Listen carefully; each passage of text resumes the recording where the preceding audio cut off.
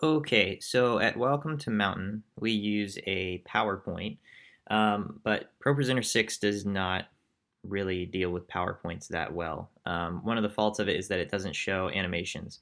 So at my previous church, we had to work out a way of using this, using PowerPoints with animations. So we found a workaround, and I figured I would show it to you guys. So if you put your PowerPoint file wherever it is, I would put it on the desktop so that way if you have a network issue, it's still there. If you right click on it and say open with Keynote, Keynote is the Mac version of PowerPoint. It should be on all of the Macs. That'll open it up in Keynote. And then what we're going to do, you can tell this is the first time I've opened it on this Mac. What we're going to do is create image slides out of all of the PowerPoint slides and their builds. So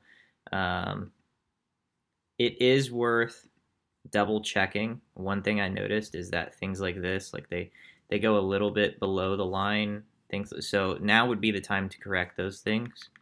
So just bump them all up, whatever. I'm not going to show you all of these, but anyway, what you'll do in Keynote is you'll go File, Export to Images, and this is the really critical part right here. Create an image for each stage of builds. Hit Next. And then you got to tell it where you want to put it. So I want this on the desktop. I'll hit export. It'll create a folder on the desktop. Minimize this in case you have to go back and fix something. So if we open this folder, you can see that it creates an image for each stage of those builds. And then what you do is just drag it in. So in ProPresenter, new document, we'll call it Welcome to Mountain. Drag this in our Welcome to Mountain playlist. Open this up.